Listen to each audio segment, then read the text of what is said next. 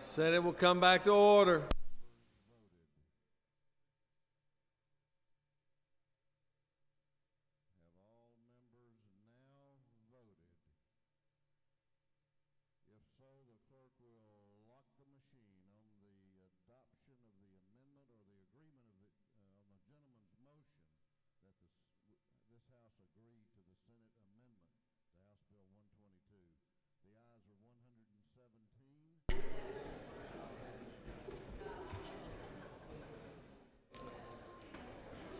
Secretary Reed, House Bill 70. House Bill 70 by Representative Golick of the 40th and others. A bill to be entitled an act to amend Article 33 of Chapter 2 of Title 20 of the OCGA relating to the scholarship program for special needs students and for other purposes. The Committee of the Senate on Education and Youth recommends that this bill do pass by substitute. The Senate Education and Youth Committee offers the following substitute to House Bill 70. A bill to be entitled an act to amend Article 33 of Chapter 2 of Title 20 of the OCGA relating to the scholarship program for special needs students so as to provide for the waiver of one of the scholarship requirements under certain conditions and for other purposes. Amendment 1. Senator Lucas of the 26th and others offer the following amendment. By inserting after line 21, should a student receiving a scholarship under this code section return to public school, the remaining scholarship payment shall be paid to that public school. Through with the order, Mr. President.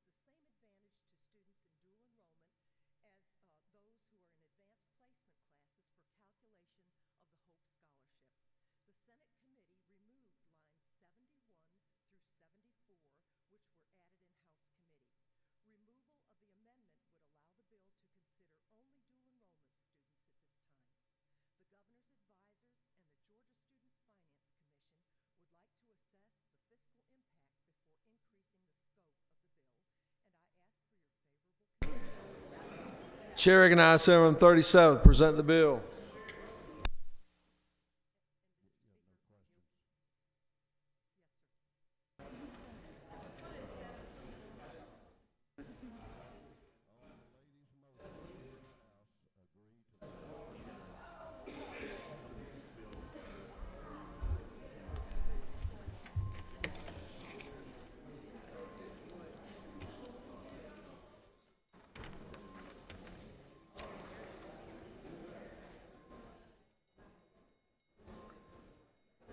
Thank you, Mr. President. I bring you this afternoon the Senate substitute to House Bill 70. This deals with the special needs student scholarships. This bill in no way expands the prerequisite requirement conditions of those who would qualify for this scholarship.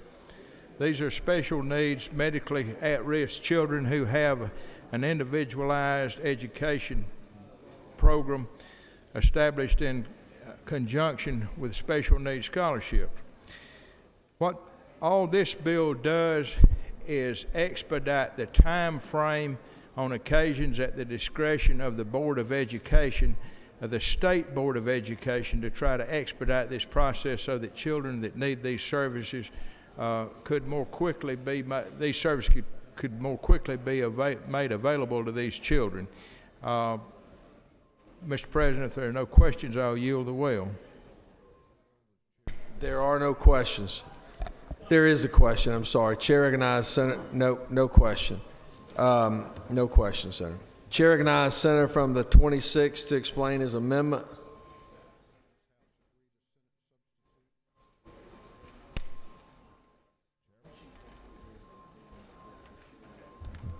Thank you, Mr. President, and ladies and gentlemen of the Senate. And talking to the Chairman of Education, I just want to make sure that the money follows the kid, that there have been some instances where kids have been enrolled in the private and what happened is they ended back up in the public schools. So what I'm just trying to do is the money will follow the kids in the sense that if that kid ends up back in the public school system, that the money will follow the kid. That's the only thing my amendment intends to do. And if folks say about tracking, I think you can track it because you're going to track it when you make that check. Thank you, Mr. President, and ladies and gentlemen of the Senate.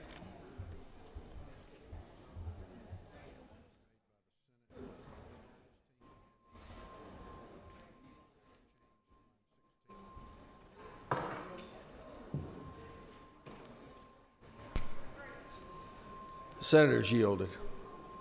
Did you wish to speak? No? Yes? I did, yes. Question or speak? You already spoke. I would like to address that. Address the amendment. Chair recognizes Senator from 37th to address the amendment.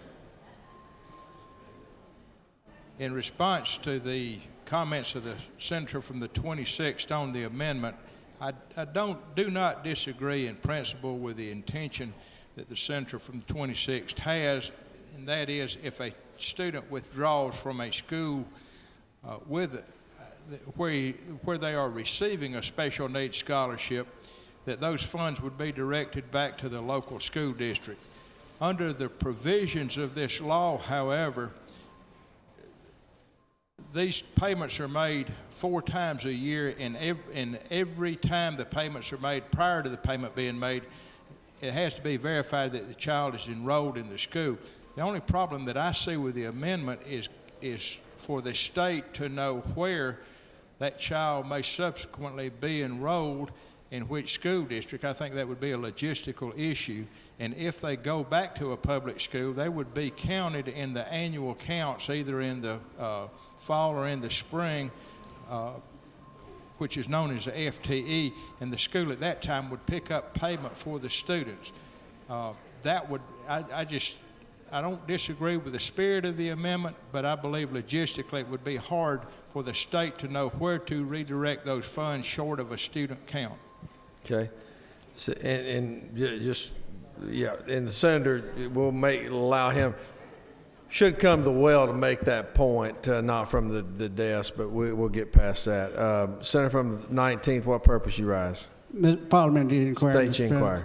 Mr. President, isn't it true that the senator from the 37th has a bad knee and he can't come down to the front so easily? Senator from the 26th, what purpose you rise? Mr. President, isn't it true? I'm amenable to the chairman, but what I'm saying is that if you go to second quarter and things, isn't it true that if the kid's in the second quarter, he has a real problem, and the school he's in can't, he or she is in, can't handle it, they end up back in the public school system because by law we have to do it, then that money ought to be able to go back to the public school system rather than them getting that check. That's the only thing I'm saying. I think that can be followed because the parent got to ask for the money. Right, and I think that's what's before the body for that's being debated. Question is on amendment number 1, authored by the Senator from 26. Is there objection?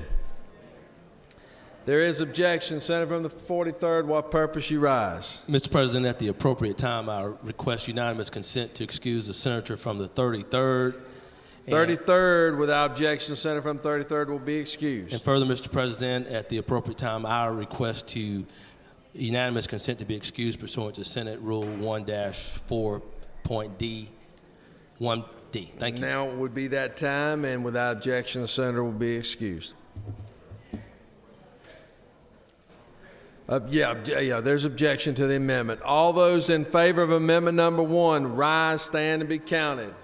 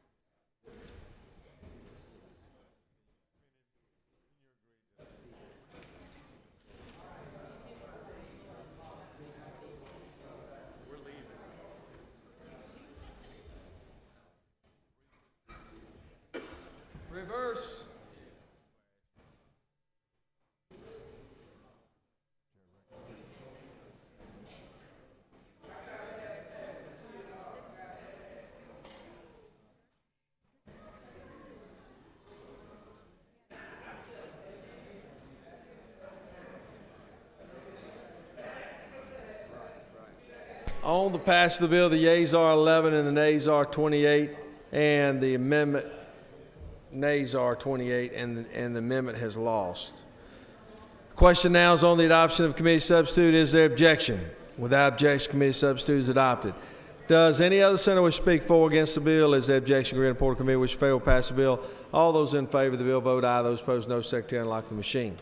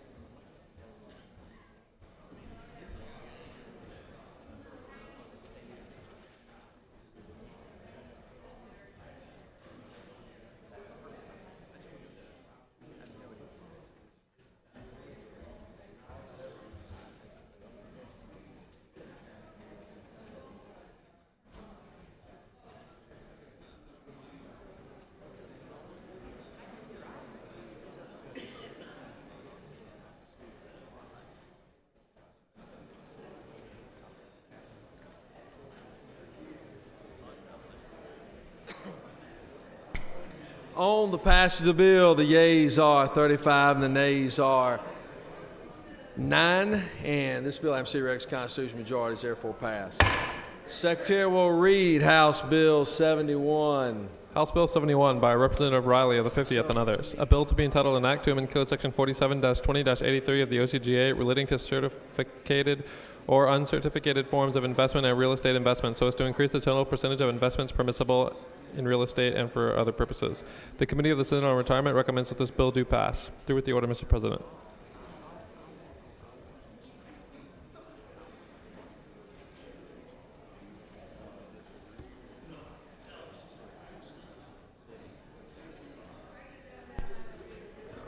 Chair recognizes Senator from the 54th present the bill.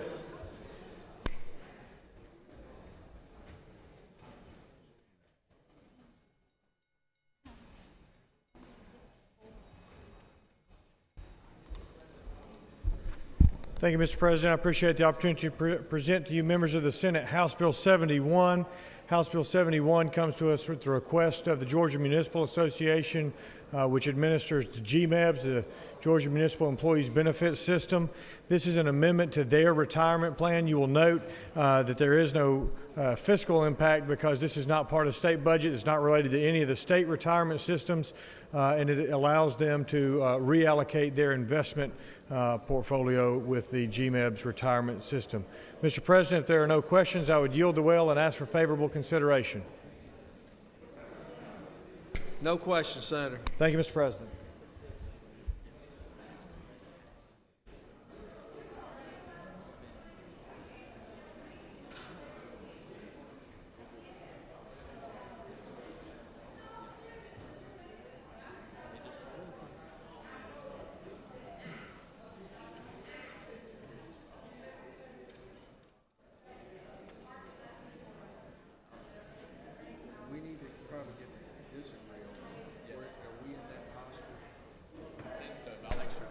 Does any other senator wish to speak for or against the bill? Is there objection? Agree in the report of committee which fail to pass the bill. Chair is none. Report of committee is agreed to. Shall the main question be now put? All those in favor vote aye. Those opposed no. Secretary, unlock the machine.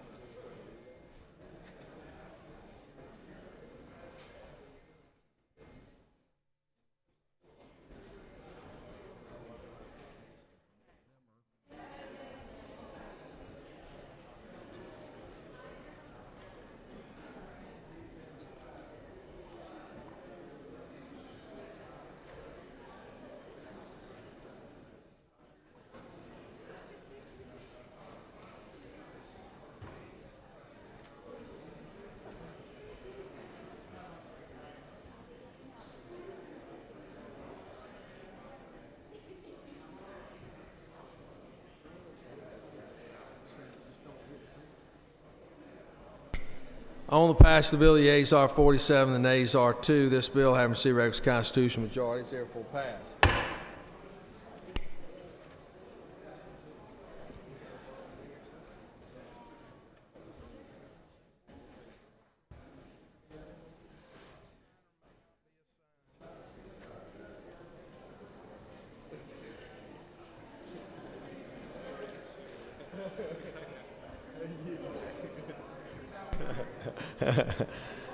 The Secretary will read House Bill 78. House Bill 78 by Representative Willard of the 51st and others. A bill to be entitled an act to amend Title 16, Code Section 24-13-138, Chapter 5 of Title 30, and Article 4 of Chapter 8 of Title 31 of the OCGA, relating to crimes and offenses when depositions to preserve testimony in criminal proceedings may be taken, and for other purposes. The Committee of the Senate on Judiciary and Non-Civil recommends that this bill do pass by substitute. The Senate Judiciary and Non-Civil Committee offers the following substitute to House Bill 78. A bill to be entitled an act to amend Title 16, Code Section 24-13-130, Chapter 5 of Title 30, and Article 4 of Chapter 8 of Title 31 of the OCGA, and for other purposes. Amendment 1, Senator McCune of the 29th offers the following amendment. Amend the Senate Judiciary and Non-Civil Committee substitute to House Bill 78 by replacing lines 1 through 3 with the following. To amend Title 16, Title 24, Chapter 5 of Title 30, and Article 4 of Chapter 8 of Title 31 of the OCGA relating to crimes and offenses, evidence protection of, and for other purposes. Through with the order, Mr. President. Chair recognizes the senator from the 45th to present the bill.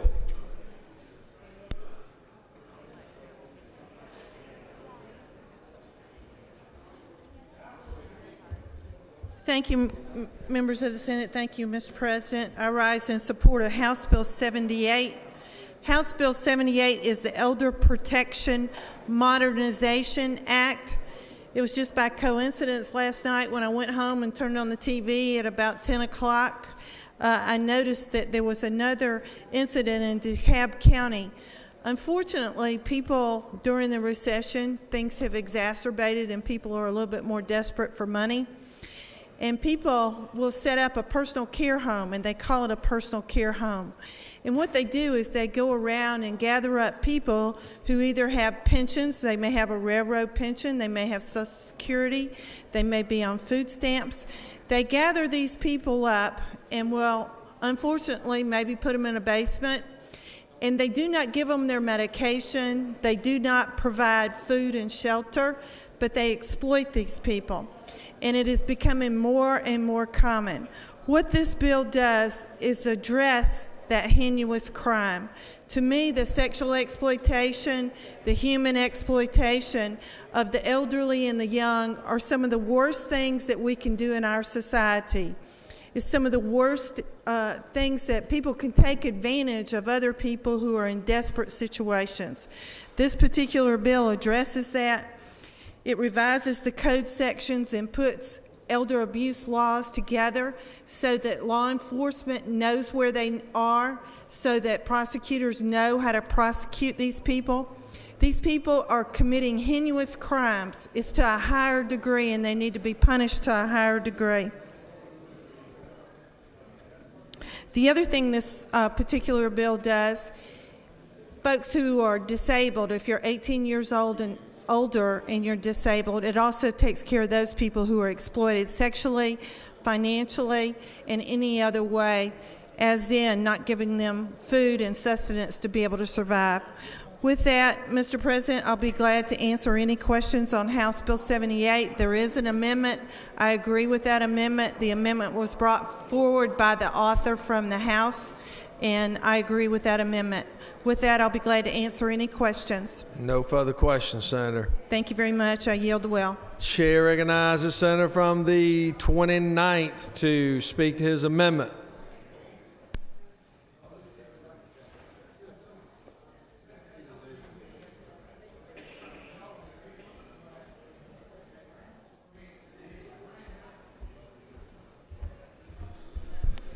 This amendment simply cleans up some language from last year's rewrite of the evidence code, and what it does specifically is simply deals with when a writing is used to refresh a witness's recollection that instead of it being prior to the trial, that it could be prior to testifying, for example, in a deposition or some other pretrial matter. And that's all the amendment purports to do. If there are no questions, I'll yield the will. No question, Senator. Question is on amendment number 1, authored by the senator from the 29th. Is there objection? Without objection, the committee substitute, or excuse me, the amendment, the floor amendment is adopted. Now the question is on the adoption of the committee substitute as amended. Is there objection? Without objection, committee substitute as amended is adopted. Does any other senator wish to speak for or against the bill? Is there objection? Agreed to report of committee which fail pass the bill. Chairs none. Report of committee is agreed to. Shall the main question be now put? Are there any objections? Chairs none. Main question is ordered. Shall this bill now pass? Question on pass the bill. All those in favor of the bill will vote aye. Those opposed, no. Secretary will unlock the machine.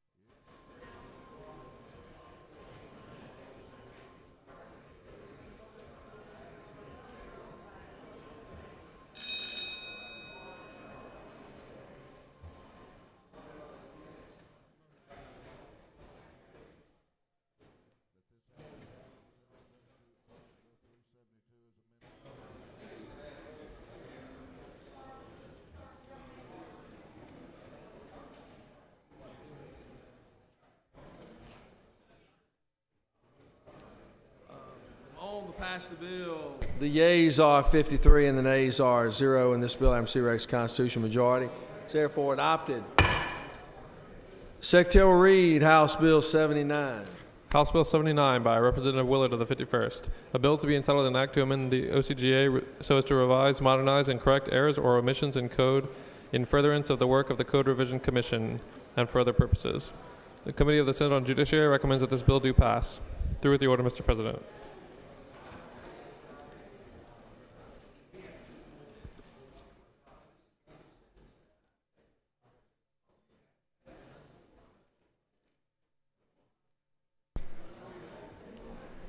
Chair recognizes Senator from 29th.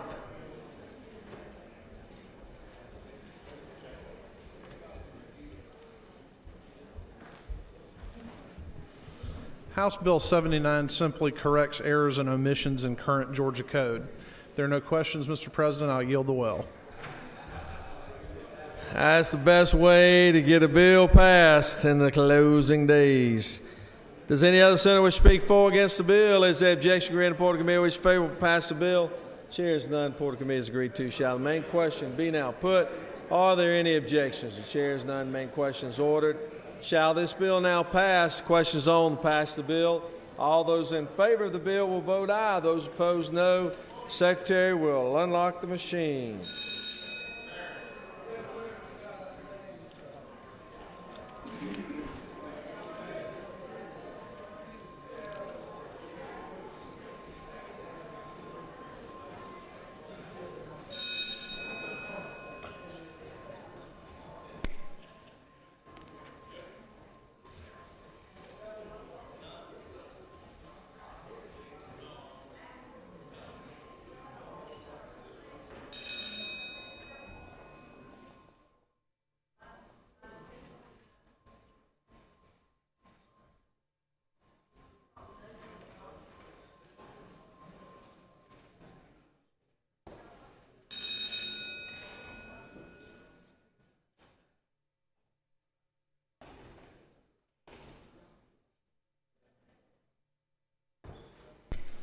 On the passage of the bill, the yeas are 41 and the nays are 43 and the nays are 4. This bill, MC Rex constitutional majority, is therefore adopted.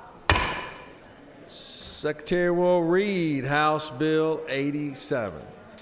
House Bill 87 by Representative Hightower of the 68th and others. A bill to be entitled an act to amend Article 7 of Chapter 2 of Title 21 of the OCGA relating to precincts and polling places so as to authorize the use of the boundaries of a gated community as boundaries of a precinct and for other purposes. The Committee of the Senate on Ethics recommends that this bill do pass by substitute. The Senate Ethics Committee offers the following substitute to House Bill 87. A bill to be entitled an act to amend Chapter 2 of Title 21 of the OCGA relating to primaries and elections generally so as to provide for the election of certain officers on a nonpartisan basis and for other purposes. Amendment 1. Senator Carter I and others offer the following amendment. Amend the Senate Ethics Committee substitute to House Bill 87 by inserting after generally is on line 15 the following. Amended by revising paragraph 2 of subsection C and subparagraph 1(1)(b) of Code Section 21-2-132 relating to filing notices of candidacy, nomination petitions, and affidavits as follows and for other purposes.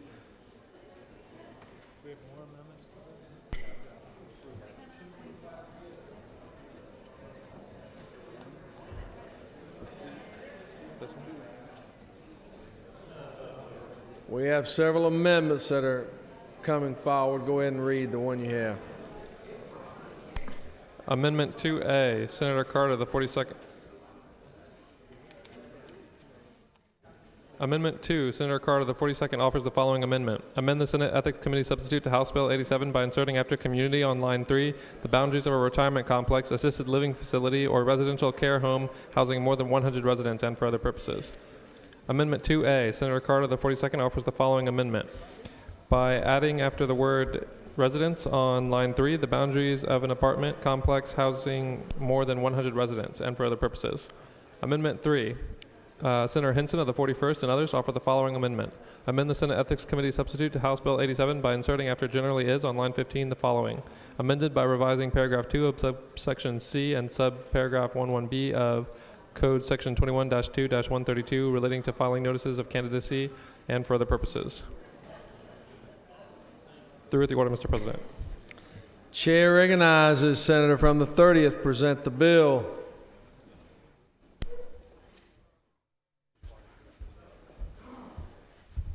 Thank you, Mr. President.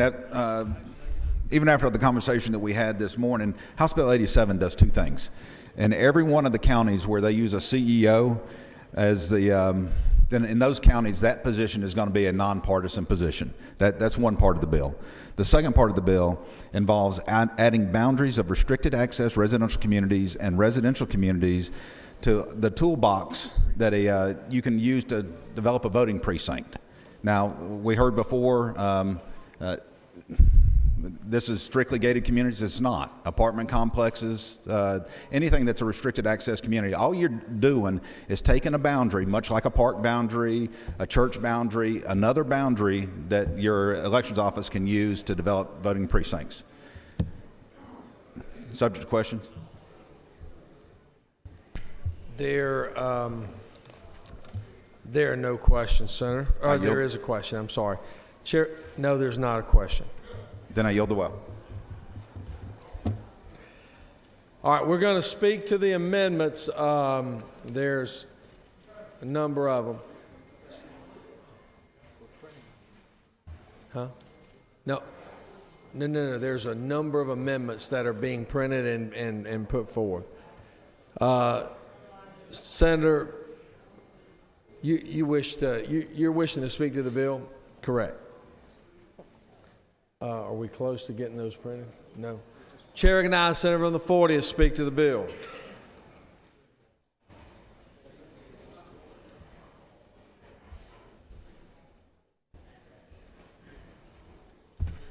Thank you, Mr. President. I just want to clarify one thing.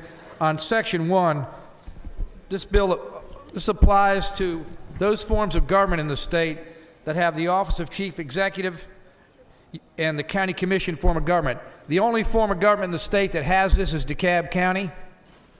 So this portion of the bill only applies to DeKalb County, which is Section 4.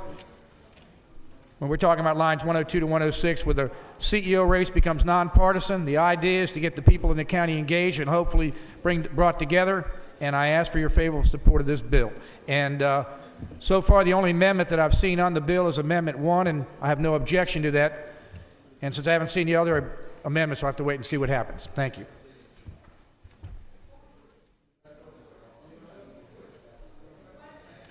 You wish to receive questions? Chair recognizes the senator from the 42nd for a question. Will Apologize, Senator. No. Will Senator yield? Yes, sure. Thank you. And my fellow DeKalb County Senator, I know we've both been celebrating the fact that Fulton County has taken our county out of the news, and I wanted to ask why we're taking this up.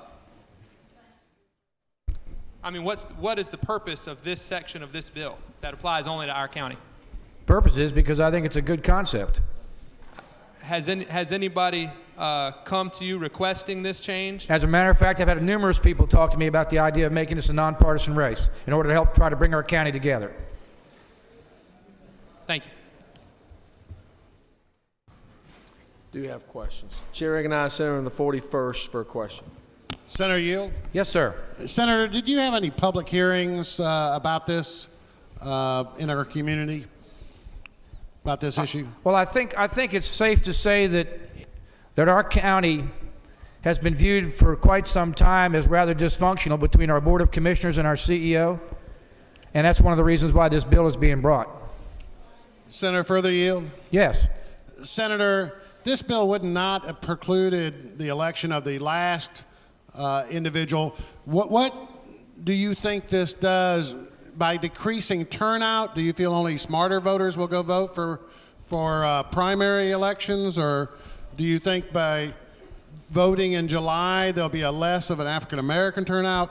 Why do you think that this creative solution, which was not asked for by the county commission, nor which you had no public input from hearings, why do you think this solution will do a better job in DeKalb County, why you are not proposing it in the 144 other counties that have county commission chairmen, or the 7 or 8 counties that have sole county commissioners? I'll start with the fact that I've had public input, and it may not be through a hearing, but I've had public input for the last 15 years since I've been elected, and how people have watched how our county's been perceived here, number one. Number two, the fact that I think what this will do, when we've got several candidates, running for this office, it will help them to campaign throughout the entire county versus in certain areas and engage more people, thus getting more participation and increase voter turnout, to answer your question. Senator, further yield? Yes, one more. Well, under that logic, then you would probably want the governor to be nonpartisan so that when he comes to DeKalb County to campaign, and other elected officials like the lieutenant governor and others that campaign in DeKalb County, you'd probably want them nonpartisan too, so that they wouldn't forget about coming to possibly the African American community or the Democratic base or other areas of the county. You'd probably want everybody to be nonpartisan so that rationale would apply. Is that correct? Last time I checked, those particular candidates you're talking about, they came through our entire county. Now, Mr. President, I will yield well. No, you yield. He's yielded, made his points, and he has yielded the well. All right, we're going to speak to the amendments. Have they been printed? All right, Amendment 1 has been printed and on your desk, and Chair recognizes Senator from the 1st speak to Amendment 1.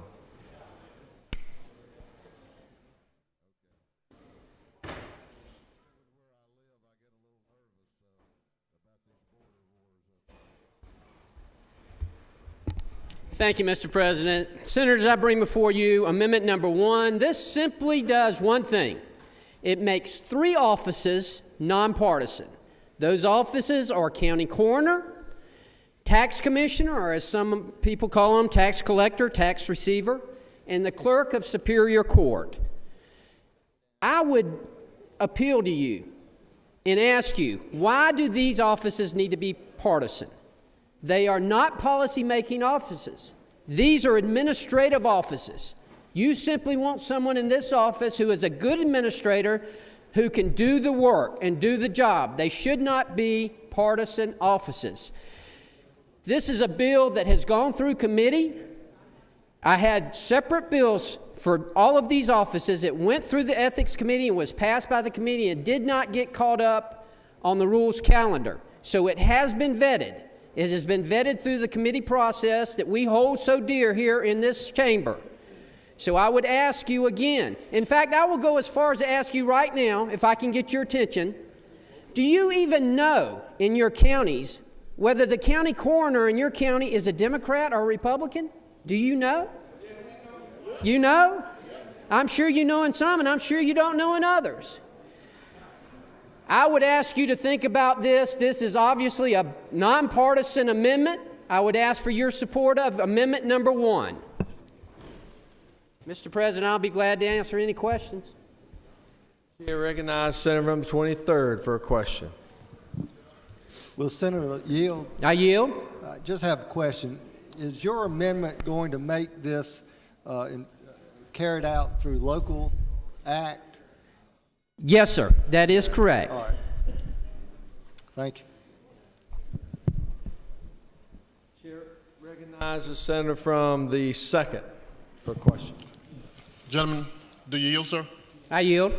It's going to be carried out through local act.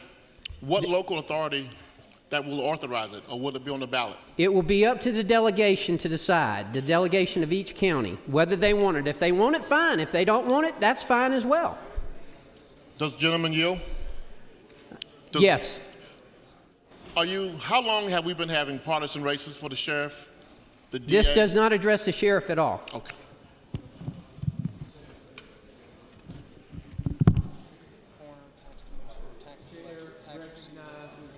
Senator from the 26th. Senator, yeah. I yield. Senator, why you don't have independent in front of your name?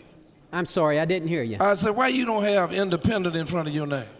Why am I going to have an... I said, why is it that you do not have independent in front of your name? Independent in front of my name? Because I am very proud of my party, and I want to... And I'm proud to be a Republican. I've been a Republican all my life. Very proud of my party. I simply feel like we are hurting ourselves and hurting local government because of the fact that there are good people who are not running for these offices because they don't want to commit to a certain party. I wish they would, but there are certain people who don't want to. So, with the Senator, yeah. With the Senator, yes, sir. Senator, isn't it true that all people want to know is what side of the aisle you on? That's basically your thought process. That is not my thought process, and I would think that it's not a lot of people's thought process whenever they go to vote for who their coroner is going to be, or who their tax commissioner is going to be, or who their clerk of superior court is going to be. It is my belief they simply want the best qualified person for that position. Senator, further here. I do. Most folks don't run for office because they don't want to take the flack and the heat that goes with running for office and being in those offices. Yes, now, sir. isn't that true? Isn't that true? I'm sure the gentleman knows of which he speaks. Well, Senator, further here. Senator, isn't it true that the only reason you want this is because you think it will be an advantage to a party who doesn't want the aura in front of their name in local elections? No, sir, that's not true. I just gave you the reason why I feel like it's so important.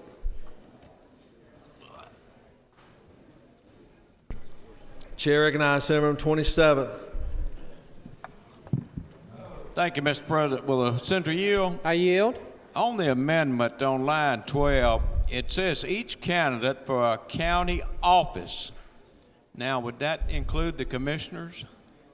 No, sir, it does not. It is not the intent of this amendment to address county commissioners at all, and it does not. That simply has to be struck according to Legislative Council in order to address the rest of the amendment.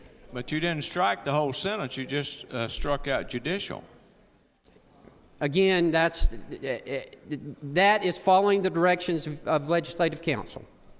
Okay, thank you. Chair recognizes Senator from 22nd. Thank you, Mr. President. Does the Senator yield? I yield. Senator, I'm going to follow up with a question that the Senator from the 23rd asked, and that is, you state that there is reference in here that this will happen through a local act. Is it not true that that is not the case, and that if we adopt this amendment, it would become general law? That is not my understanding of the amendment, no, sir. Okay. Does the senator further yield? I yield. Following up from the senator from the 27th question, again, in this amendment, it says each candidate for a county office. As I understand that, and again, I didn't learn much, but I can read. Each candidate for a county office, that would apply to county commissioner, mayor, etc. Is that not true? Again, Senator, it is not the intent for any other office besides the ones that I have listed down here. I think if you read the bill in full, you'll see that it flows regularly and that it does address just these 3 offices that we have listed right here.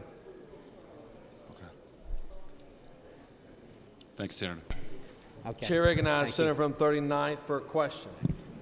Will the senator yield? I yield. Could you, and this is a follow-up to the question from the senator from the second, can you tell us how local delegations would be involved in the process? Again, just as it is with school boards now, just as it is with city councils now, it would be up to the local delegation of the county to decide if they wanted to have nonpartisan elections or not.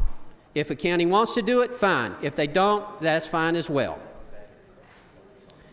Mr. President, if there are no more questions, I'll yield the will.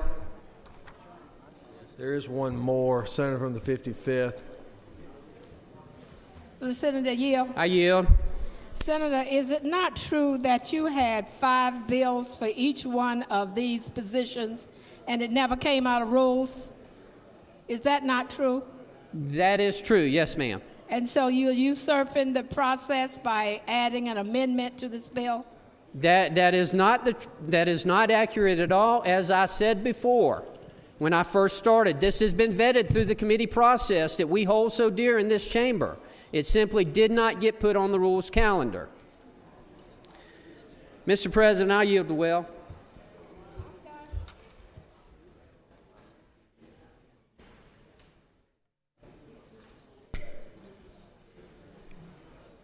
Senator from the 40th and 30th. 40th, you approach. Senator from the 30th, you approach, please.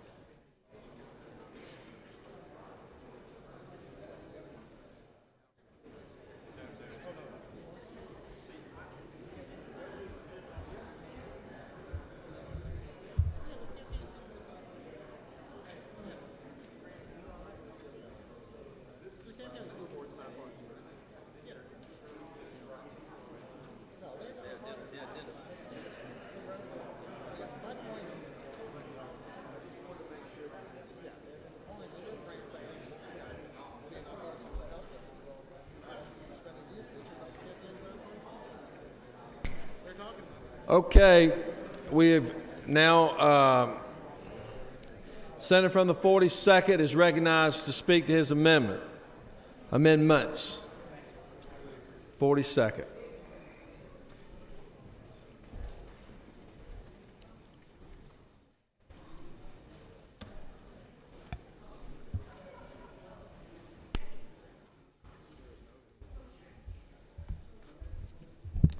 Thank you, Mr. President.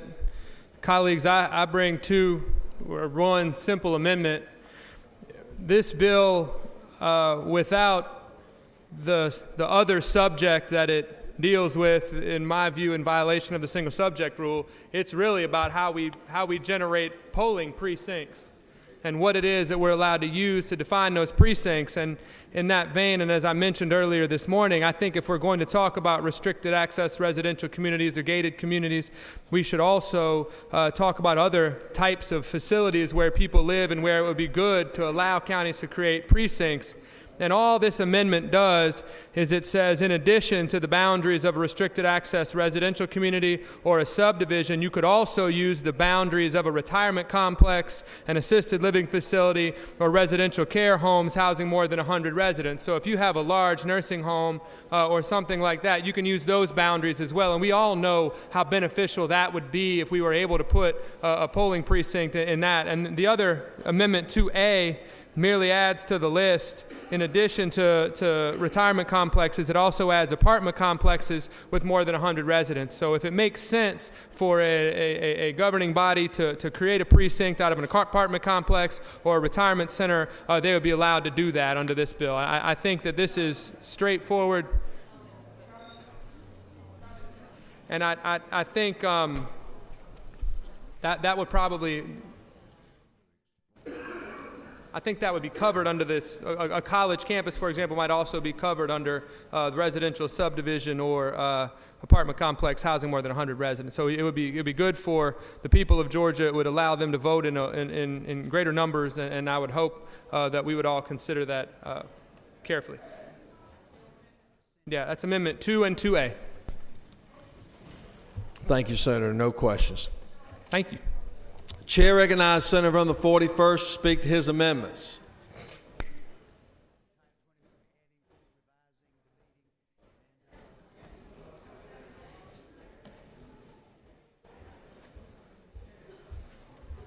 Thank you. First of all, I did have my light on during the presentation of the bill to address the general bill, but I can do so with the amendments. One, this is a racist and partisan political act that you should not be very proud of if it should pass today.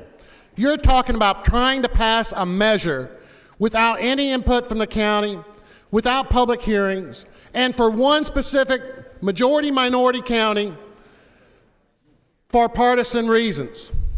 This is very wrong. I have one amendment. If this is good for you, then it should be for every county commission chairman in this state. These offices are both administrative and they're policy making. Second, so Amendment 3 is that amendment. If you want it for DeKalb, you should have it in your county. You should have it in Cherokee County. You should have it around the state. Number 2, Amendment number 4 will strike this section out for you. And if you do that, you'll be doing the right thing. Because this didn't come out of rules, hasn't been through the House, and it's wrong. It's wrong to pick out one county on an issue that should have been local legislation, but make it a statewide bill. It's wrong in so many ways. I won't take up your time here today, but you know it. So vote to make it in every county if you want. Some of my Democrats aren't going to support it because they don't want it in their county. But if you like this concept, then embrace it.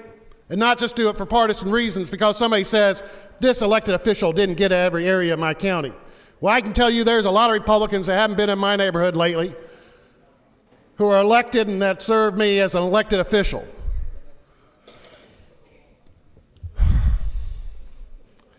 Secondly, my Amendment 4, which will strike this bill, will make it more constitutional.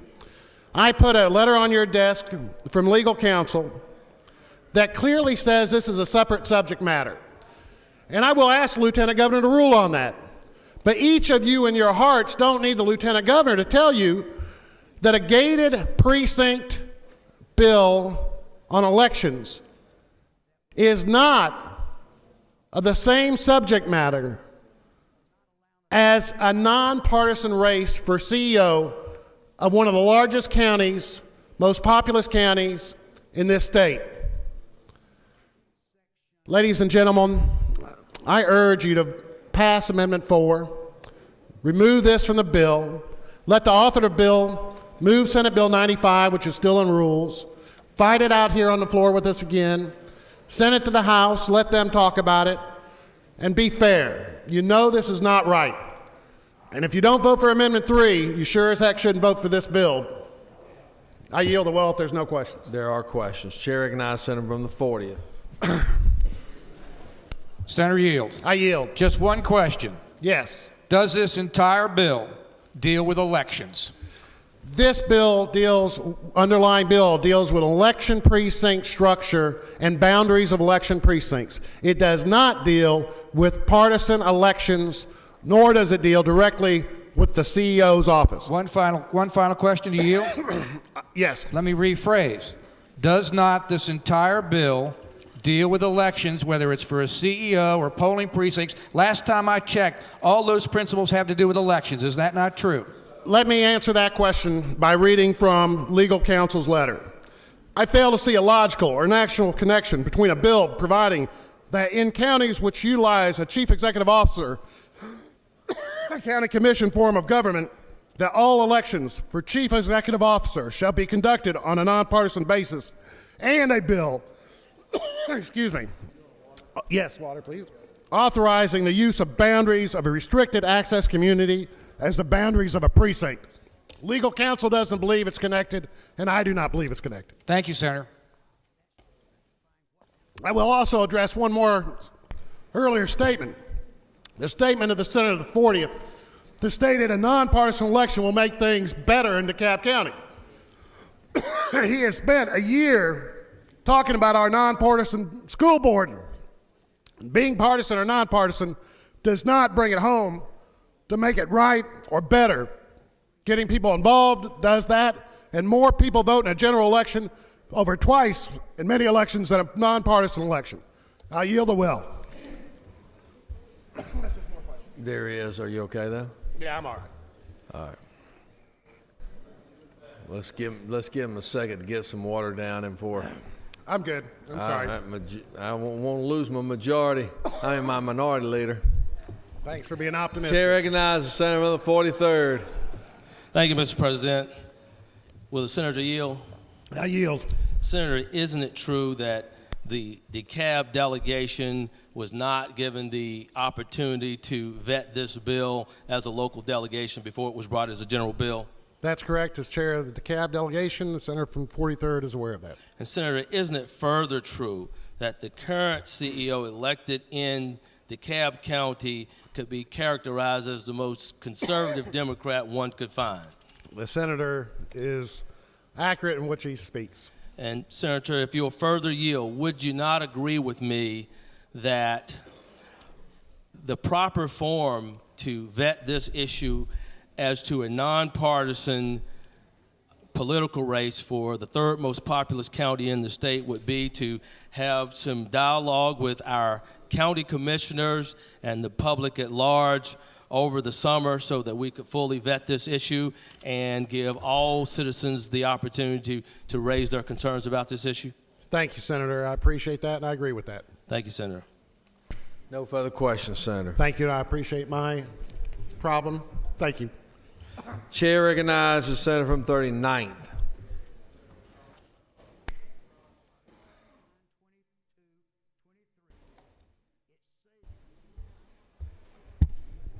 Mr. President, members of the Senate, I rise to talk about what happens when you try to get, when there are attempts to get partisan advantage in a situation, when one party tries to get the upper hand, and how it affects us and affects the people that we represent. You were handed out a list of the governor's appointees earlier. We'll be taking those up, I guess, on Thursday on the 40th day. I have in my hand here a list of appointees by the governor, 204 appointees made by the governor since he's taken office. 9 of those have been African American, including 3 on the MLK Commission. If you were to take away those 3 from the MLK Commission, you would have 6 African Americans out of 201 appointees. Less than 3% of all appointees by the executive branch since they've taken office have been African American. 2 Latinos, that's less than 1%, and 58 women out of 204. And then if you do a little bit more research and you cross-reference 100 of those appointees, as I have, about 25% of those 100 appointees, exactly 25% of those 100 appointees have been campaign contributors to the executive branch of the governor. The point I'm trying to make is this, is that as we try to get partisan advantage, whether it be by changing elections, changing the rules of the game, what results is this kind of thing, where you see a lack of diversity in the appointments to government. That's not right. We'll have more to say about that as the week and the months go forward, but partisanship leads to a lack of diversity, and the appointments of the executive branch indicate that more so than anything else. Mr. President, I'll yield the well unless there are questions that I'll be glad to take.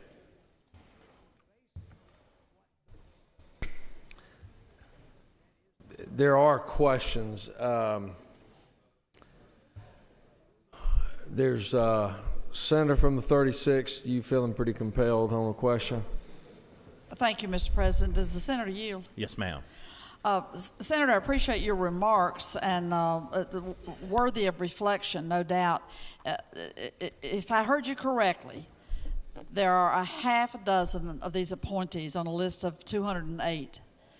All but 200 and all out of that 208, 202 of them are 6 of them, half a dozen are African Americans, excluding those members on the Martin Luther King Commission. Yes, 6 out of 201, less than 3%. Could you remind us what the population is of Georgia, what the demographics are, and what the percentage of African Americans are in the population of the great state of Georgia? At about 30%. African Americans make about 30% of the state's population. Virtually a third of the citizens of Georgia are African American. That's true. That's very true. And yet, a measly half dozen, other than the MLK Commission, half dozen, 6 people of African American people were deemed worthy of appointments in this list of 208. Yes, ma'am. My proposition is that the appointments to state government ought to look like Georgia.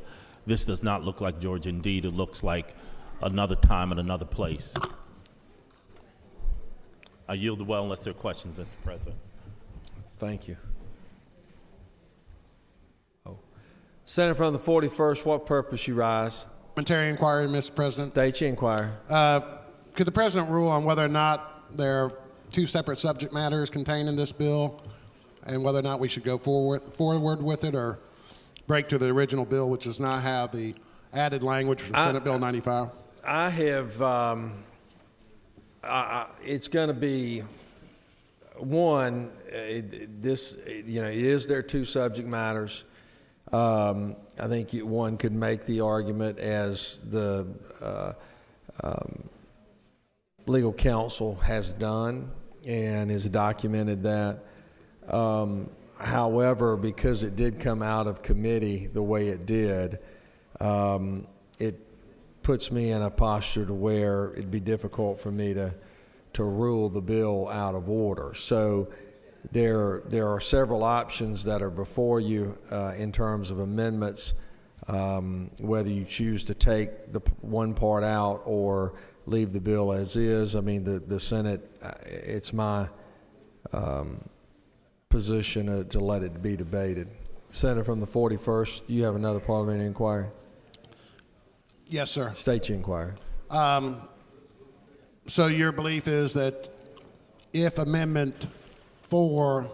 Well, no, if this was an amendment from the floor, then obviously it would be ruled non-germane. But that's not the posture by which we're in. Thank you, Mr. President. Hopefully each and every member will have that for consideration. Senator from the 40th, what purpose you rise? Parliamentary inquiry. State your inquiry. Mr. President, it's true. That's why we have severability clauses, and that's up to the courts to decide eventually. That's a very strong position to stand on. Further inquiry. State your inquiry. May I be recognized for a motion? I'm sorry? May I be recognized for a motion?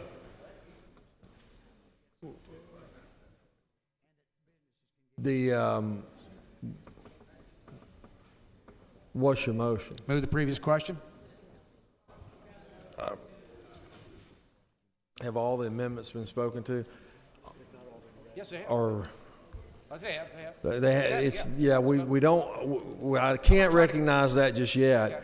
Read the last. All the amendments have been spoken to, but this amendment has not been read. The last amendment. Okay, 4A. No. Hold on. Go ahead and read the amendments. Amendment 4. Senator Hinson of the 41st offers the following amendment by striking sections 4.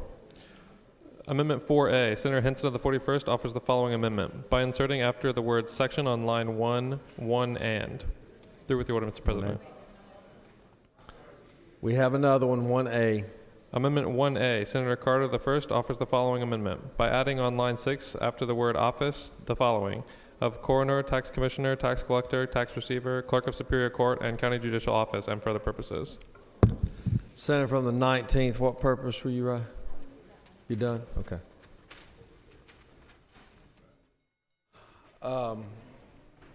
Chair recognizes Senator from the 33rd. Speak to the bill.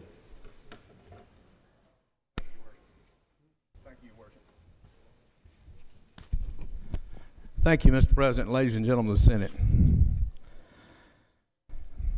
I don't want to get in your business, and I don't want you in mine. But what you're doing is basically taking a long-standing tradition of the Senate called local courtesy that has existed ever since, I think, this body began, or at least in recent history. And slowly but surely, we're forgetting that, and we as legislators are trying to hold two offices at one time, that of county commissioners and that of the General Assembly, which, by the way, is illegal. But I think you're going to find out one day you're going to be in a situation where it's going to be your county. And you're going to say, how could they do that to me? And they're going to run right over you. And it's not only unattractive, it's wrong. Now, I've been watching, and it appears to me that most of the action that I have seen is geared towards Fulton and DeKalb counties. Majority Party already has a majority in Cobb, but Cobb's growing a little bit. And the trend that's growing in Georgia is minorities, which would lead us to believe that indeed the pencil may swap back the other way again sometime in the near future. Now, I'm at the age where it probably shouldn't concern me personally, but I do care about what's right and what's wrong. I think we all do in our hearts. But you got to stop this partisan stuff at some point, because we are in the throes of the most partisan time in the United States history. No, it's not killing 750,000 people when we faced our biggest enemy, and that was us, to right or wrong. But we are in the throes of your neighbor basing his affection or opinion of you based on a political ideology, which is ridiculous, because that's been the answer to the success that's made so many countries around this world emulate us. And if somebody doesn't stop it, this country cannot survive another 100 years. Now, I'm going to tell you, as far as nonpartisan races, in the 1980s, I voted for nonpartisan judges, and my God, let me tell you something. I was attacked by my party, read the Riot Act, and I didn't apologize because I believe that judges should be nonpartisan. I have always felt like that sheriffs, prosecuting attorneys, and the judiciary ought to be nonpartisan. Why? Because if somebody can indict you of a crime, or somebody can arrest you for the same, there ought not to be any question about Republicans or Democrats or Whigs or Independents. I will admit now that I see things starting to happen again as they happened one other time, and somebody asked me one time, Steve, why weren't you for this nonpartisanship when the Democrats had control? And you know, other than that judgeship situation there, the judges coming up, I really didn't think about it as much. So I don't know what was in my heart at the time, but I can tell you I wasn't conscious of it, but now I see it going the other direction. People in the majority party are starting to say, this has no business in partisan races. But there's an undercurrent here. You know, if I could find some of my friends from the late 1960s with long hair and protest music, I guarantee you, if they made a little money by now, they'd be Republicans. One of them's admitting it, I think. But that's not indicative of the men that really made the Republican Party, like Lincoln and Teddy Roosevelt. And we got some good U.S. senators. One that's not afraid to talk about the partisanship, and the other that's been a good senator here and in Washington. But I can tell you that it looks a little obvious as to what's going on here. Why is it that all these counties and all these governments and all this control is taking place in minority or Democratic and minority controlled counties? If it walks like a duck and talks like a duck, it's a duck.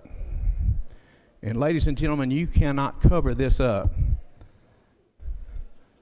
You are opening an ugly window to the past in this state. Because like a fellow told me when he was talking about transit one day, he said, you know, I think we ought not to be hauling these folks in our public transit, you know, because it ought to be a more homogeneous society. He said, you know what I mean? I said, I believe I do. It means you need to be white from Western Europe. You can't hide, whether it's your personal motivation or not, you can't hide the fact that there are undertones and undercurrents in this bill that can be, when I get through talking, I'll take a question, that can be described as racist. And if you know it, you ought to get out of everybody else's business. If they have questions for me, Mr. President, I'll answer them. I'll try to. Chair recognizes Senator from the 40th for a question. Senator Yield? I do. And I'd like everybody to listen to this question. Isn't it true that during the hearing on this particular bill, the lobbyist for the county commission came and said to me, a majority African-American commission asked me to bring a bill at that time in this hearing to abolish our form of government? And I said, no, I wasn't ready to do that. I wanted to try to work things out. And that's why this CEO amendment's in here. Is that not true? I don't know. I wasn't there. Well, that's okay. But let me say this. I have known you for a long time. And if you say so, I would not doubt it a bit. You're a gentleman. Thank you. Anything else? Chair recognizes Senator from 22nd for a question.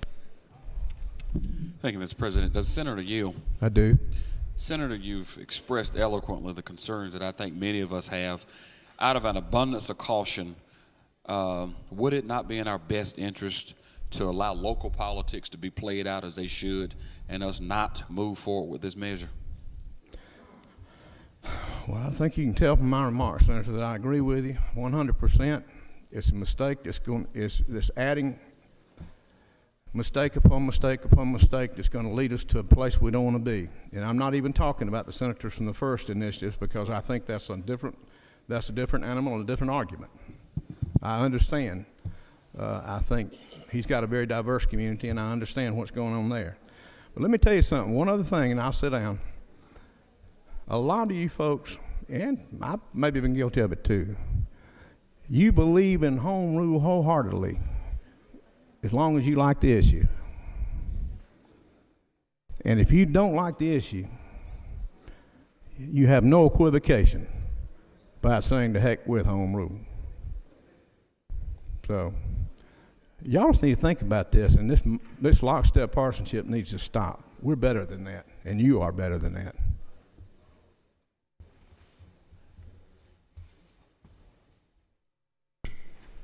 Senator from the, okay.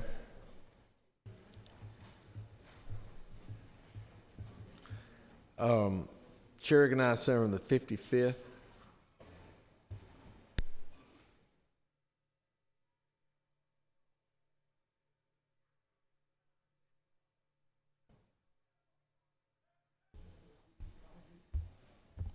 Thank you, Mr. President. All of what I have to say has already been said, but I want to say it in the way that I say it. Mr. President and members of this Senate, we have not followed the process on this bill. The senator from the 40th know that we have a chair of our delegation, and there are 7 members in that delegation. This bill never came before us. It should have come before the delegation. Let DeKalb County take care of their own business, not 56 senators in the Senate, but 7 senators from DeKalb County. We don't need everybody in our business. Like the senator from the 33rd said, I don't want to be in your business, and I don't want you in mine. We can take care of our business in DeKalb County, and we should take care of our business in DeKalb County. I feel like we are an extension of Fulton County all of a sudden. Sometimes you hear people say, it happened to me today and happened to you tomorrow. But it's happening to Fulton County today, and it's happening to DeKalb County today. Didn't wait until tomorrow. So I think, Senator, you should withdraw this bill. Let us take care of our own business in DeKalb County, not bring all these other folk in our business. Thank you, Mr. President. I yield well.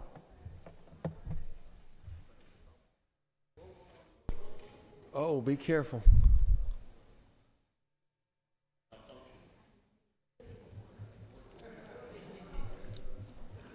Chair recognizes Senator 29th.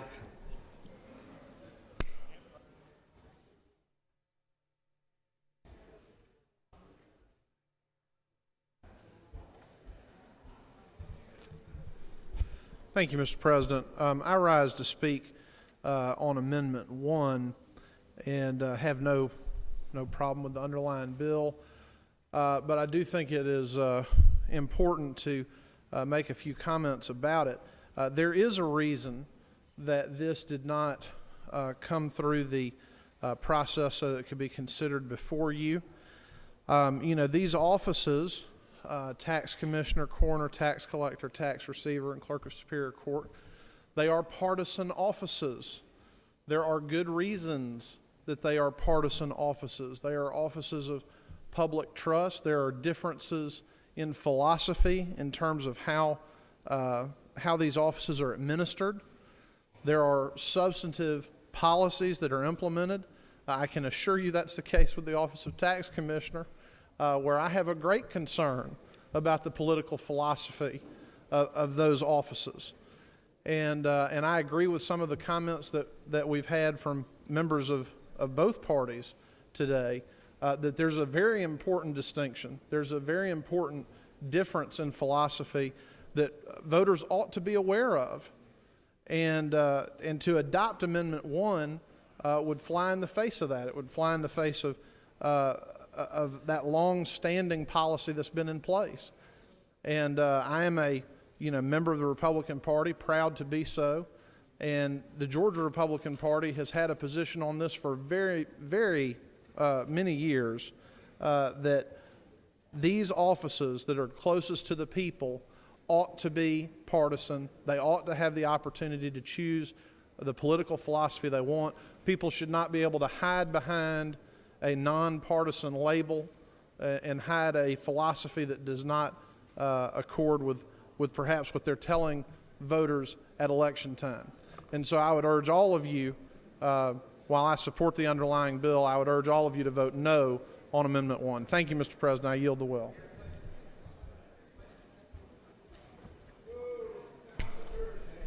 Chair recognizes Senator from the 30th.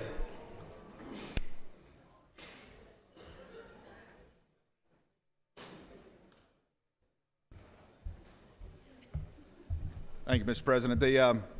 Boy, this was a rookie mistake. I wanted to introduce a bill that allowed us to use an additional line out there to make voting easier for the people in all of our counties, in all of our districts. Since that has happened, we've gone back to the time of Lincoln. It's been compared to the Civil War. That's not what all this is about. There's a bunch of amendments on here. Vote your conscience on the amendments. Do what you think's right on the amendments. I'm not going to vote for all of them. I will say that the one from the senator from the 42nd, I have absolutely no problem with that one whatsoever. That was in the initial intent of what we had anyway. So I'm telling you from where I sit, I plan on supporting that amendment. The other ones you got to decide on your own, and I'm not going to tell you which way I'm going to go. But at the heart of the matter on this thing, all this other stuff aside, all this bill, my intent was, and so we've used intent like 400 times, and I'm sorry, I've spoken less on this bill than anybody else in the room today. The intent is just make it easier for us to create precincts within our districts to allow people to vote so we don't have to continue to have the voter apathy that we're seeing grow every year. And after this, I'm not sure I blame them. I yield the well.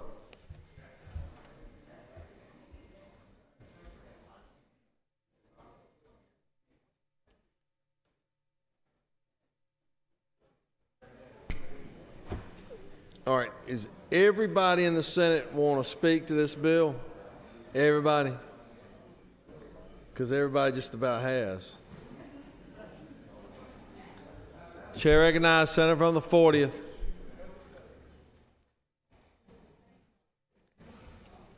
Mr. President, move the previous question. Previous question has been ordered. Chair recognizes Senator from the 33rd. Explain to me in order of priority, because I just hadn't been here long and don't know. What a motion to table, which would take precedence? Motion to table would take precedent over. I so move. Senator from the 33rd has moved to lay the bill on the table, along with all the amendments. All those in favor will vote aye. Those opposed, no. Secretary, unlock the machine.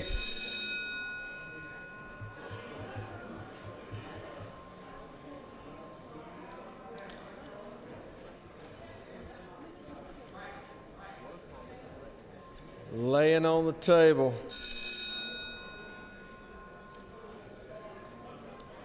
They're going to need your vote. Need your votes. Chair recognizes Senator from the 30th. No on this. Is that what you're thinking? The senator from the 30th is got strong passion on his bill, doesn't want to lose it, and is asking for a no vote on the issue of tabling.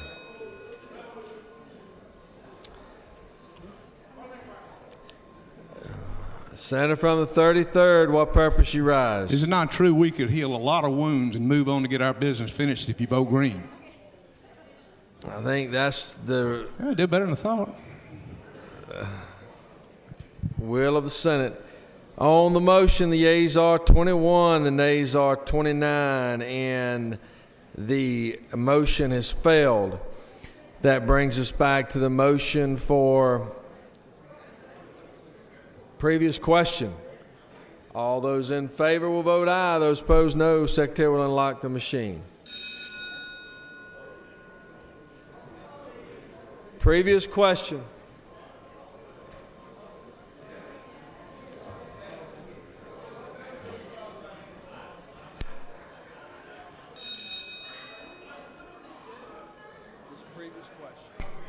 previous question, then you vote on all the amendments and the bill. Chair recognizes Senator from the 40th. Mr. President, it's true. All this does is stop debate. We vote on the amendments and the bill. That is absolutely correct. If you are Chair recognizes Senator from the 41st. Isn't it true that many of us feel passionate about this and be willing to talk about it all night long? Oh, there is no doubt in my mind that you are correct about that, Senator. All night long. That'd make a good song.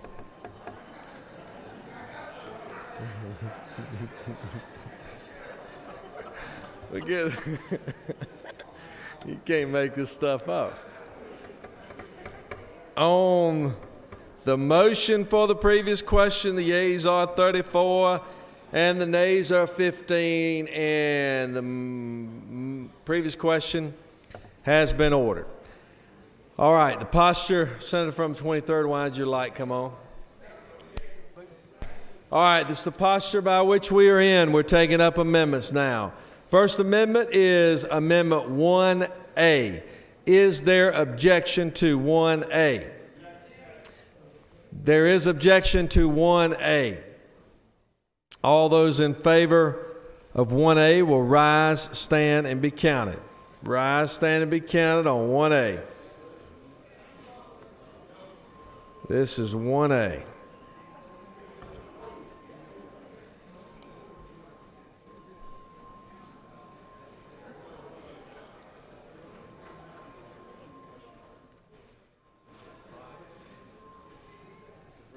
Reverse.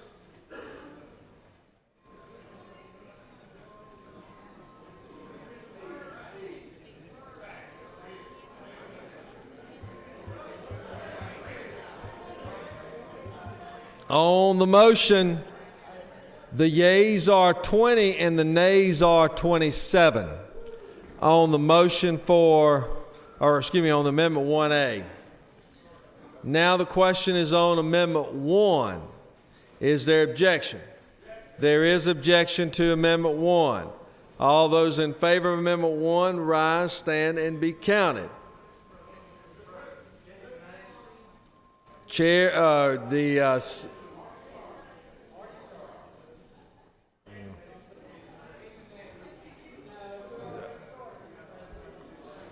Really already announced the vote. Reverse.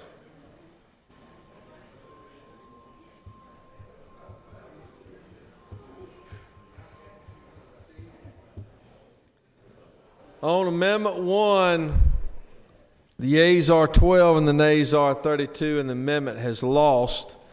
Now we go to Amendment 2A. 2A, is there objection?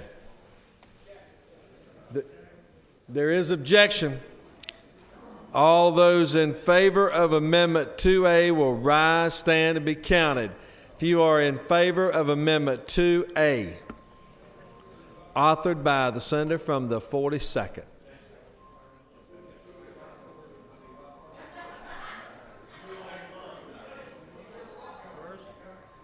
Reverse. I tell you what, who said this is not a bipartisan chamber? And bipolar, yeah. If the senator from the 26 keeps getting his groove on, is really going to get bipolar. Yeas are 40 and the nays are 1. Amendment 2A has been adopted. Question now is on 2 is amended. Is there objection? Without objection, Amendment 2A has been adopted. The question now is on Amendment 3. Is there objection? There is objection to Amendment 3. All those in favor of Amendment 3 will rise, stand, and be counted. Amendment 3, rise, stand, and be counted. Reverse.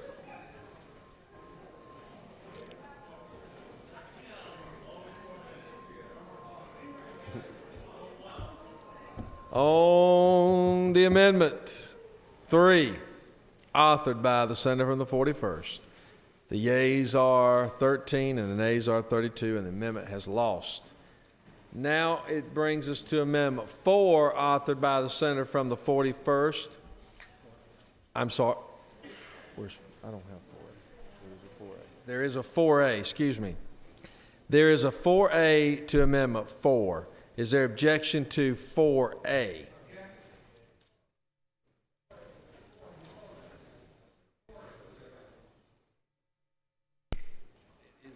There's not a reason to object to 4A.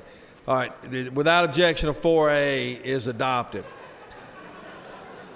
The question now is on Amendment 4. Is there objection? There is objection.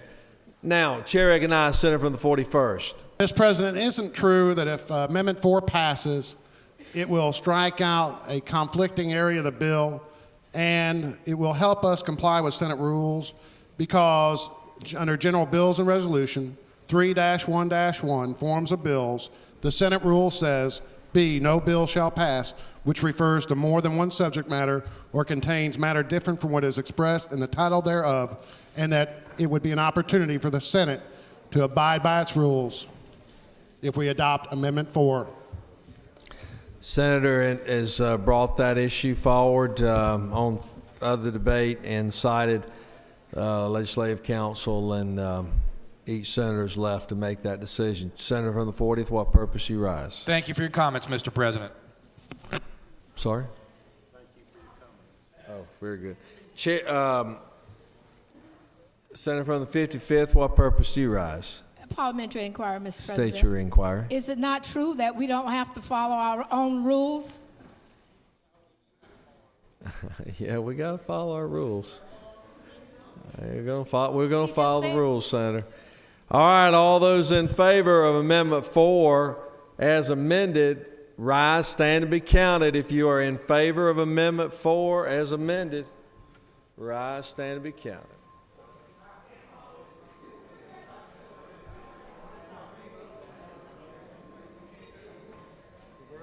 Reverse.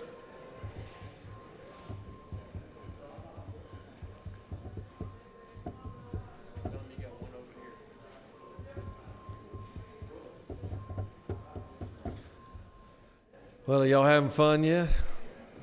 On the amendment, the yeas are 16, the nays are 29, and the amendment has lost. Question now is on the adoption of the committee substitute as amended. Is there objection? Without objection, committee substitute as amended is adopted. Does any other senator wish to speak for or against the bill? Is there objection to agree in the Porter Committee which failed pass the bill? Chairs none. Porter Committee is agreed to.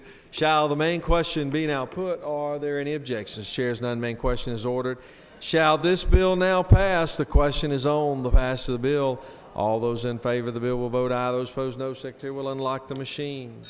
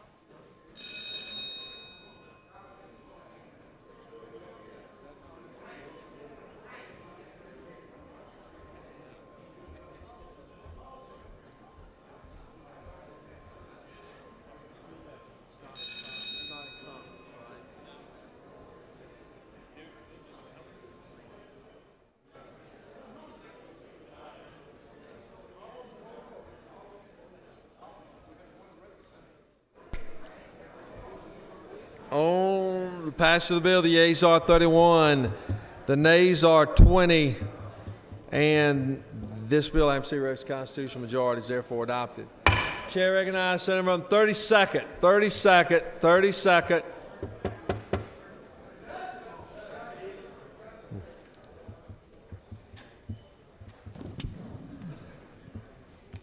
Go ahead. Mr. President, I move that the Senate disagree to the House substitute to Senate Bill 62.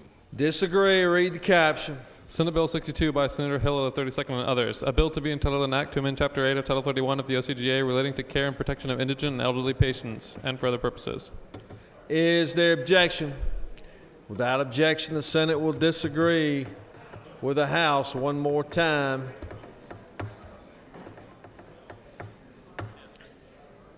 Secretary will read House Bill 99. House Bill 99 by Representative Spencer of the 180th and others. A bill to be entitled an act to amend Article 1 of Chapter 5 of Title 3 of the OCGA relating to general provisions regarding malt beverages, and so as to change the amount of malt beverages that may be produced by a person in his or her private residence and for other purposes. The Committee of the Senate on Regulated Industries and Utilities recommends that this bill do pass. Through with the order, Mr. President. Chair recognizes the distinguished Regulated Industries Chairman, Senator from 27. Present the bill.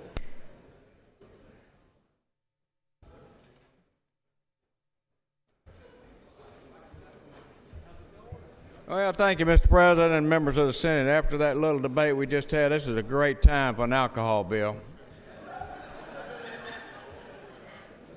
House Bill 99 does mainly two things. The federal government allows you to brew 200 gallons of home brew in your house at present.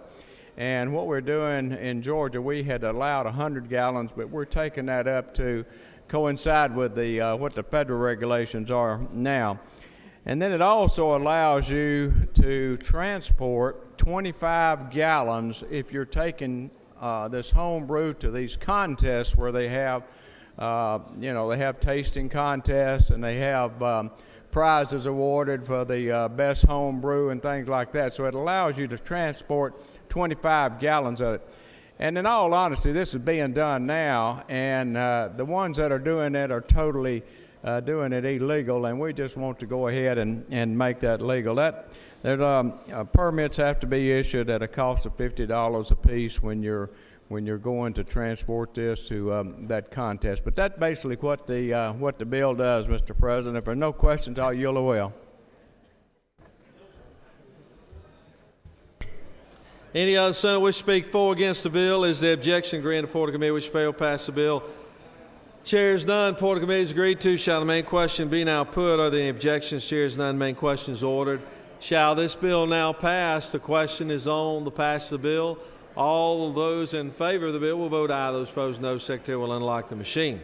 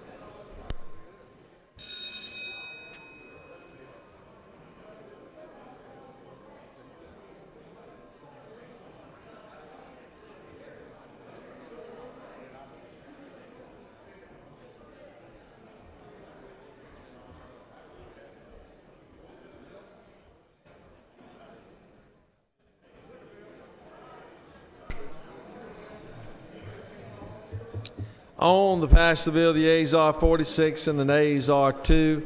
And this bill, having received the requisite constitutional majority, is therefore passed. Secretary will read House Bill 104.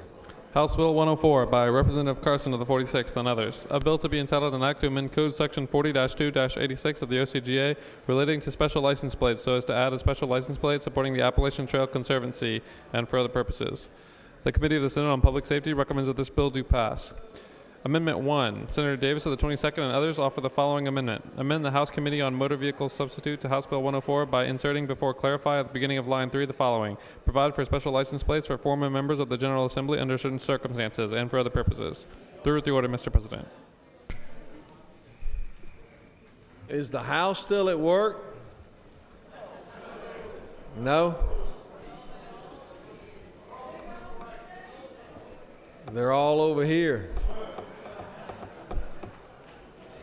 Chair recognizes, or excuse me, did you read the bill? Chair recognizes the senator from the 7th. Present the bill.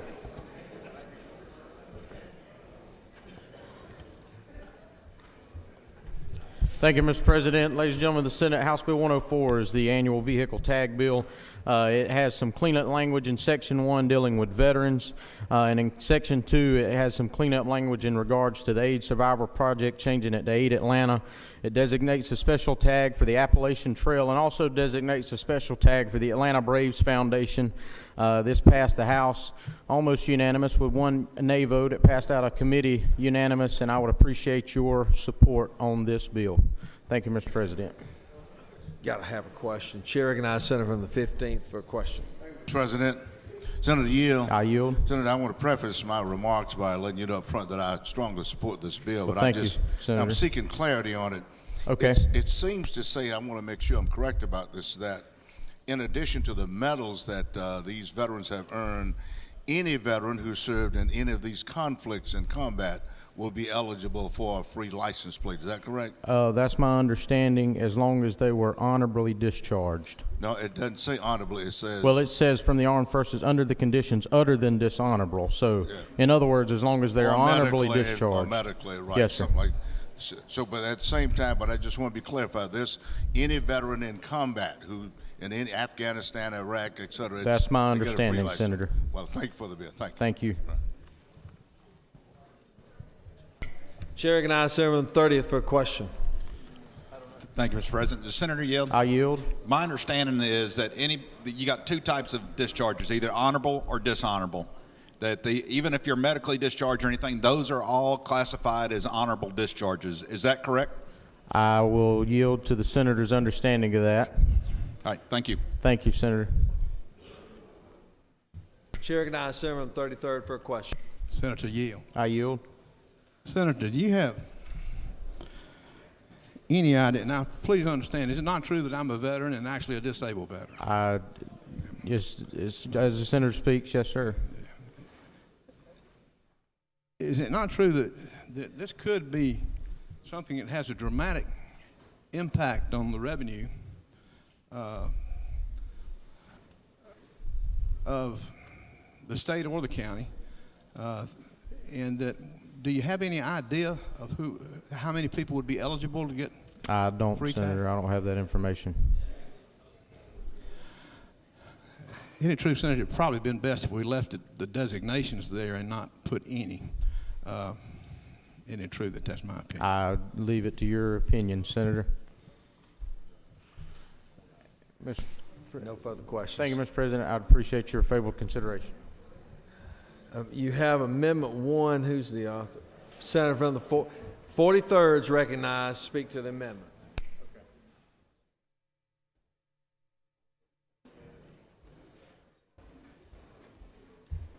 Thank you, Mr. President. Ladies and gentlemen of the Senate, I would again appreciate your support of Senate Bill 121 that was overwhelmingly passed by this body earlier in this session. The bill went to the House, and there were some recommendations to change the term retired member of the General Assembly to former member of the General Assembly. I agreed to those amendments.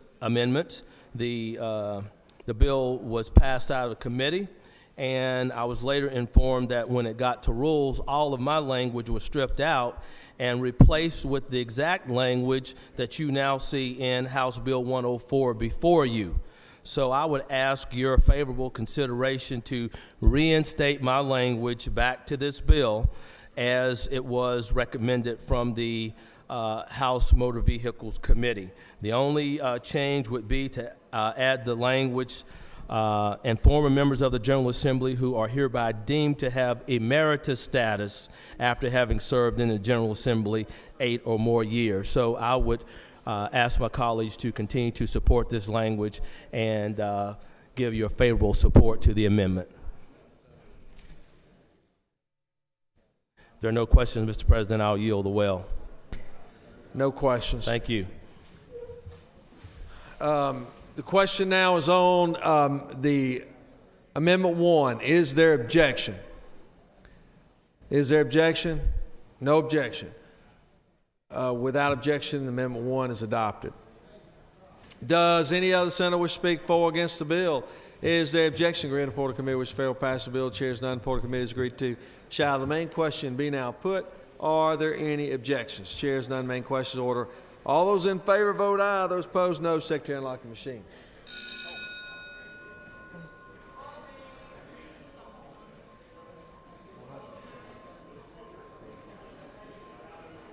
I'll be all right.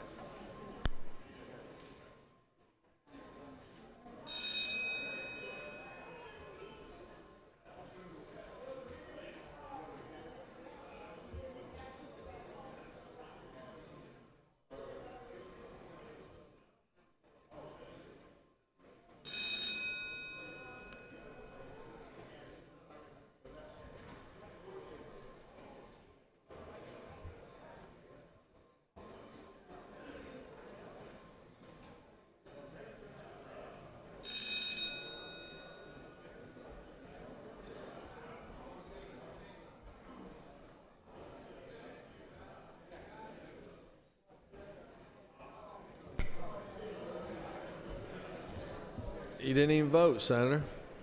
The most important vote you've had all year, and you missed it. This was a bipartisan bill. You let the senator from the 43rd down and the senator from the 7th down, and you're the dean of the Senate. Yeah, let's reconsider just so the senator can vote. All right, on the pass of the bill, the yeas are 41, the nays are 3, and this bill MC Rex constitutional majority is therefore passed. Senate is passing an enormous amount of House bills, and I keep looking over there out that door. Doorkeeper, open that door one more time. I don't see anybody in the House chamber conducting business.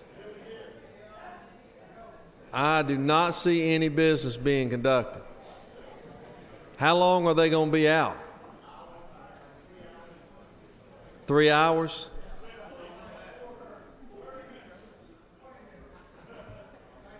$30. Maybe we should take a 30-minute break. Maybe we should table some bills. Maybe we should move to adjourn. Me and the senator from the 31st is having a lot of good things to agree upon. We'll do one more bill before we get to, this next one's going to be an exciting one. We'll be here all night, won't we? Let's take a 15-minute break.